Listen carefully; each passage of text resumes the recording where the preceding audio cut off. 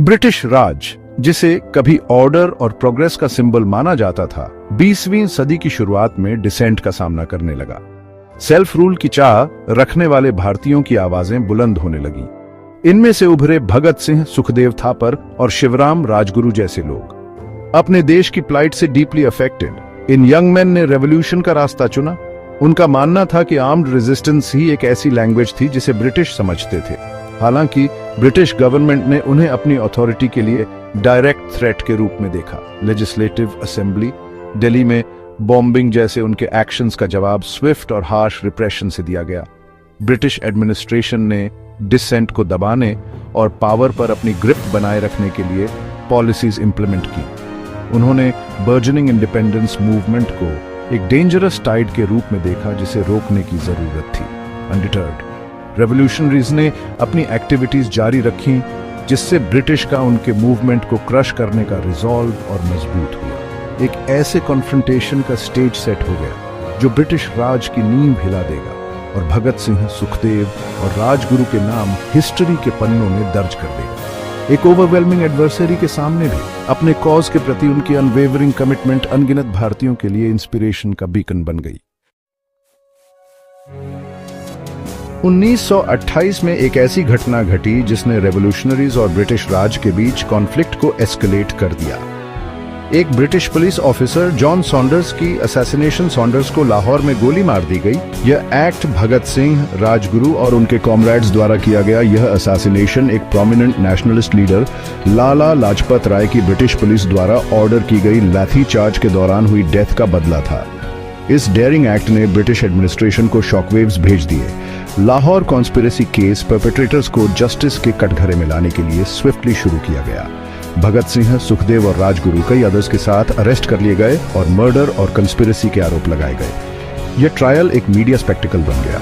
Revolutionaries ने इस platform का यूज कंप्लीट इंडिपेंडेंस की अपनी डिमांड्स को वॉइस देने के लिए किया। ट्रायल के दौरान वे डिफाइंट रहे, क्लेमेंसी की प्ली करने से इनकार कर दिया। एडवर्सिटी के सामने उनके करेज और डिटर्मिनेशन ने उन्हें ब्रिटिश रूल के अगेंस्ट रेजिस्टेंस के सिंबल्स में बदल दिया। Lahore conspiracy case Indian independence movement में एक टर्निंग पॉइंट बन गया। ब्रिटिश गवर्नमेंट के खिलाफ पब्लिक ओपिनियन को गैल्वनाइज किया और रेवोल्यूशनरीज की अनवेवरिंग स्पिरिट को शोकेस किया। ट्रायल का समापन भगत सिंह, सुखदेव और राजगुरु को डेथ सेंटेंस सुनाए जाने के साथ हुआ। उनके इम्पेंडिंग एग्जीक्यूशन की न्यूज ने पूरे भारत में शॉकवेव्स भेज दी। पब्लिक ओपिनियन, जो लार्जली उनके कॉज के प्रति सिंपैथेटिक थी, डीपली डिवाइडेड थी। जहां कई लोग उन्हें नेशन के लिए अपनी जान कुर्बान करने वाले हीरोज के रूप में देखते थे, वहीं अदर्स ने उनके वायलेंट मेथड्स पर सवाल उठाए। इंडियन नेशनल कांग्रेस के लीडर और नॉन वायलेंस के स्टॉन्च एडवोकेट महात्मा गांधी ने सॉन्डर्स की असैसिनेशन की निंदा की। हालांकि उन्होंने ब्रिटिश गवर्नमेंट से क्लेमेंसी की भी अपील की, यह तर्क देते हुए कि उनकी एग्जीक्यूशन केवल सिचुएशन को और भड़काएगी। हालांकि गांधी की उन्हें रिलीज कराने की अटेम्प्ट्स फ्यूटिल साबित हुई। ब्रिटिश एडमिनिस्ट्रेशन रेवोल्यूशनरीज को एग्जाम्पल बनाने के लिए डिटरमिन्ड अपने डिसीजन पर स्टेडफास्ट रही। 23 मार्च 1931 को भगत सिंह, सुखदेव और राजगुरु की एग्जीक्यूशन ने भारत को मोर्निंग में डुबो दिया। उनकी डेथ्स ने वाइड स्प्रेड प्रोटेस्ट और डेमोन्स्ट्रेशंस को स्पार्क किया, इंडिपेंडेंस मूवमेंट की फ्लेम्स को और फ्यूल किया। इन यंग रेवोल्यूशनरीज की सैक्रिफाइसेस कंट्रोवर्शियल होते हुए भी ब्रिटिश रूल के अगेंस्ट रेजिस्टेंस के एक पावरफुल सिंबल के रूप में काम आई और फ्रीडम के लिए फाइटिंग कर रहे इंडियंस की जनरेशंस को इंस्पायर किया।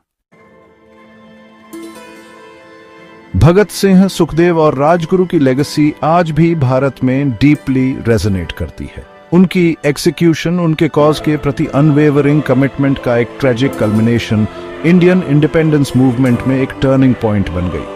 उनके सैक्रिफाइस ने ब्रिटिश राज की ब्रूटैलिटी को एक्सपोज किया और नेशनलिस्टिक फर्वर के फायरस्टॉर्म को इग्नाइट किया, जो इवेंचुअली इंडिया की फ्रीडम का कारण बना। भले ही उनके मेथड्स कंट्रोवर्शियल थे, ऑपरेशन के सामने उनके करेज और डिटर्मिनेशन ने इंडियन हीरोज के पैंथियन में उनकी प्लेस को सीमेंट कर दिया है। उन्हें न केवल उनके रेवोल्यूशनरी एक्टिविटीज के लिए बल्कि उनके इंटेलेक्चुअल प्रॉवेस और एक फ्री और इंडिपेंडेंट इंडिया में उनके अनवेवरिंग बिलीफ के लिए भी याद किया जाता है। उनकी स्टोरी एक रिमाइंडर के रूप में काम करती है कि फ्रीडम की फाइट अक्सर लॉन्ग और आर्जुअस होती है, जिसके लिए इमेंस सैक्रिफाइसेस की डिमांड होती है। वे ओवरवेलमिंग ऑड्स के सामने यूथ, आइडियलिज्म और अनवेवरिंग कमिटमेंट की पावर का टेस्टमेंट है। उनकी लेगेसी इंडियंस की जनरेशंस को एक जस्ट और इक्विटेबल सोसाइटी के लिए स्ट्राइव करने के लिए इंस्पायर करती रहती है, जो ऑप्रेशन और इनजस्टिस से फ्री हो।